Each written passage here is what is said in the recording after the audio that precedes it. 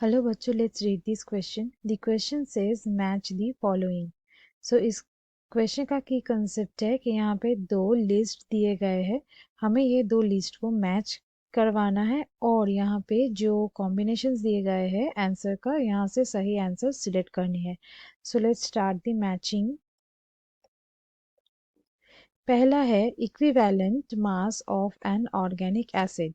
सो एक organic acid का जो इक्विवेलेंट मास होता है वो डिटरमाइन किया जा सकता है सिल्वर सॉल्ट मेथड में.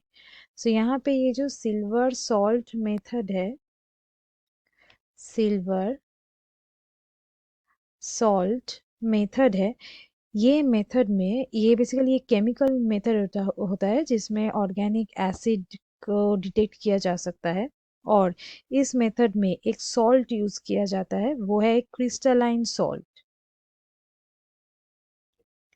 एक क्रिस्टलाइन सॉल्ट यूज किया जाता है और उसका अपीयरेंस है सिल्वरी. इसलिए ये जो मेथड है इसको सिल्वर सॉल्ट मेथड कहा जाता है. सो यहाँ पे ए के साथ आएगा 4. Next, number B, equivalent mass of an organic base. एक ऑर्गेनिक बेस का जो इक्विवेलेंट मास है उसको डिटरमाइन किया जा सकता है ये प्लैटिनिक क्लोराइड मेथड से. बेसिकली ये जो प्लैटिनिक क्लोराइड मेथड है, प्लैटिनिक क्लोराइड मेथड है, इसमें एक सॉल्यूशन यूज किया जाता है, वो है प्लैटिनिक क्लोराइड सॉल्यूशन. प्लैटिनिक क्लोराइड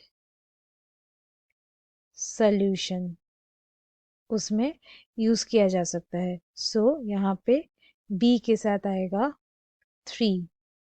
नेक्स्ट है molecular mass of a volatile organic solid.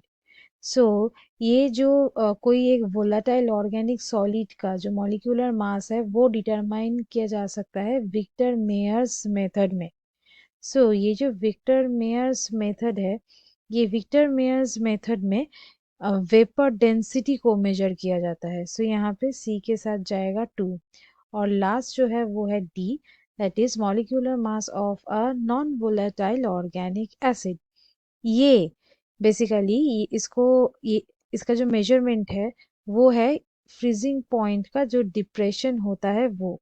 अब वो क्या है, वो एक फेनोमेना है कि जो फेनोमेना डिस्क्राइब करता है कि जब हम लोग एक सॉल्वेंट में सॉल्यूट ऐड करते हैं तो उसका फ्रीजिंग पॉइंट, मतलब सॉल्वेंट का जो फ्रीजिंग पॉइंट है वो क्यों लोअर हो जाता है. सो यहाँ पे डी के साथ जाएगा 1. सो यहाँ पे ऑर्डर क्या हुआ, A4 B3 C2 D1. सो यहाँ पे करेक्ट जो ऑर्डर रहेगा वो है A. So students, hope you understood it well. Best of luck.